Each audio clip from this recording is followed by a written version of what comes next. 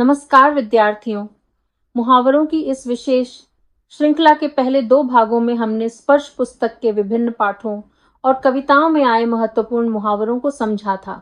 आज हम मुहावरों की इस विशेष श्रृंखला के अंतिम भाग में संचयन पुस्तक के 3 महत्वपूर्ण पाठ हरिहर काका, सपनों के से दिन और टोपी शुक्ला में आए महत्वपूर्ण मुहावरों को सरल कहानियों और रोचक उदाहरणों के माध्यम से समझेंगे। सबसे पहले हम हरिहर काका पाठ के महत्वपूर्ण मुहावरों को एक रोचक कहानी के माध्यम से समझते हैं। विद्यार्थियों, हरिहर काका के पास अच्छी खासी जमीन थी। यही कारण था कि गांव के कई लोगों की नजर उनकी संपत्ति पर थी। कुछ रिश्तेदार तो हरिहर काका को फूटी आंखों नहीं सुहाते थे। फूटी आंखों न सुहाना यानी बिल्कुल भी अच्छा न लगना। बचपन में परिवार के बच्चे घर में खूब धमा चौकड़ी मचाते थे। धमा चौकड़ी मचाना यानी शोर शराबा और ऊधम मचाना।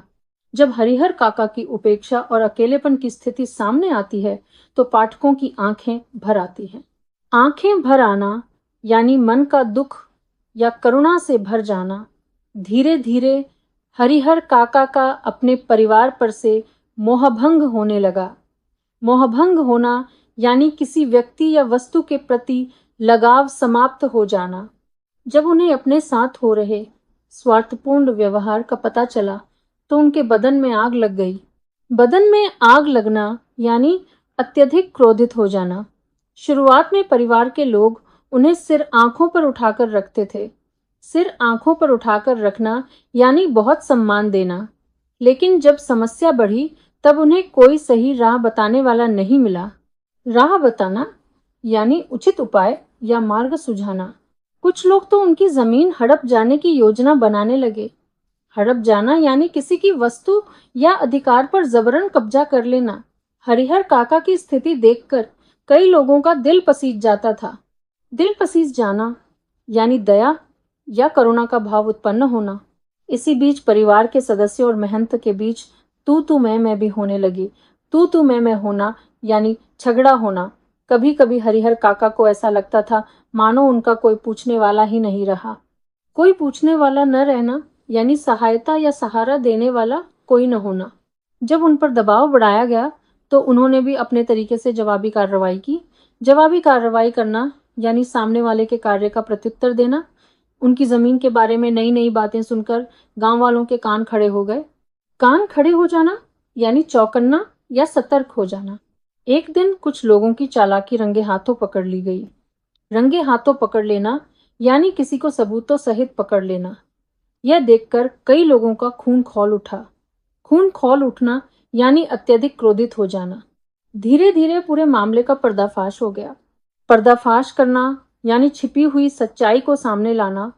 स्वार्थ की इस लड़ाई में हरिहर काका स्वयं को दूध की मक्खी जैसा महसूस करने लगे। दूध की मक्खी हो जाना यानी उपेक्षित या अनदेखा कर दिया जाना। गांव में हरिहर काका की चर्चा इतनी होने लगी कि मानो उनकी ही तूती बोल रही हो। तूती बोलना यानी बहुत प्रसिद्ध या चर्चित होना।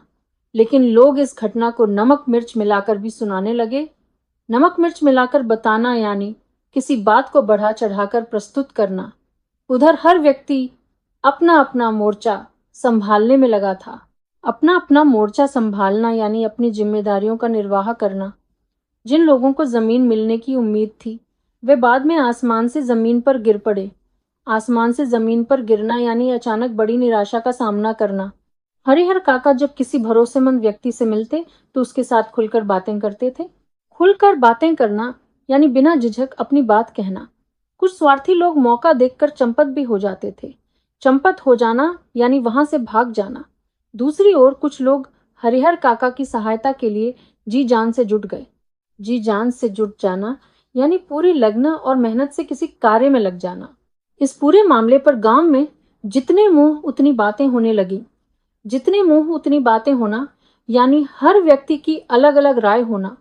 कुछ लोग सहायता करने के बजाय केवल बातें बनाते रहे। बातें बनाना यानी बहाने बनाना या केवल बातें करते रहना। समय के साथ लोगों की बातों का रंग भी चढ़ने लगा। रंग चढ़ना यानी किसी बात का प्रभाव पड़ना।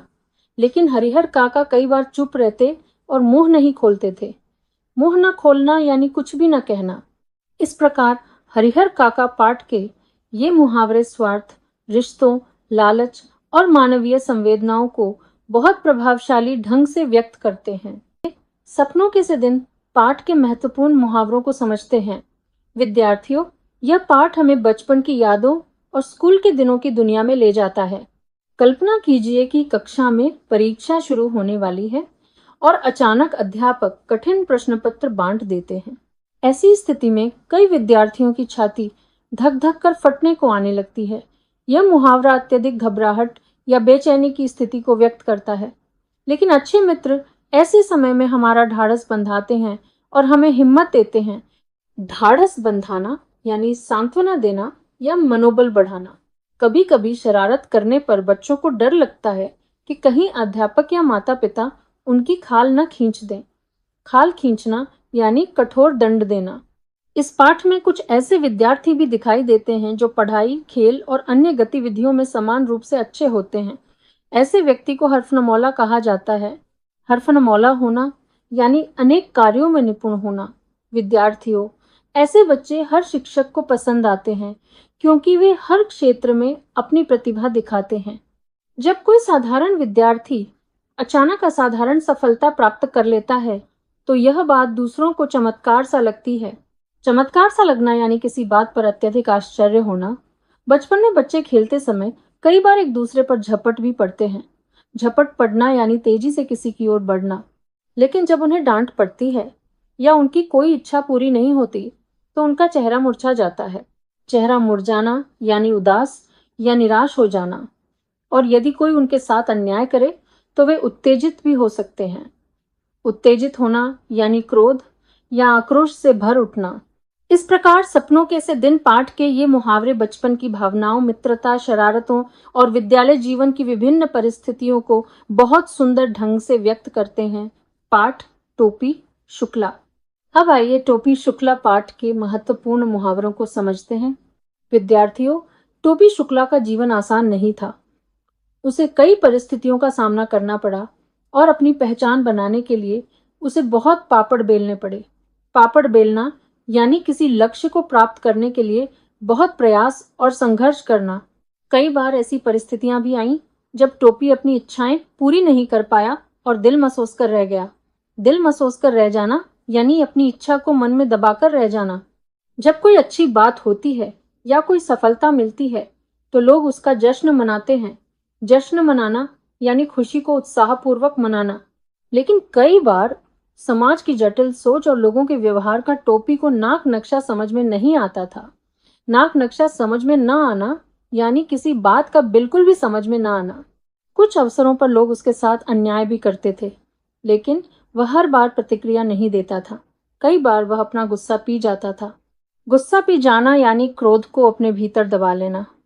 इसी बीच कुछ लोगों का स्नेह और अपनापन उसके दिल में उतर जाता था। दिल में उतर जाना यानी किसी व्यक्ति या बात का बहुत प्रिय लगने लगना। लेकिन जब उसे भेदभाव और संकीर्ण सोच का सामना करना पड़ता तो वह भीतर से बिलबिला उठता था। बिलबिला उठना यानी अत्यधिक तिलमिला जाना या बेचैन हो उठना। कभी कभी लोग दूसरों को समझे बिना ही उन्हें गीली मिट्टी का लौंदा समझ लेते हैं।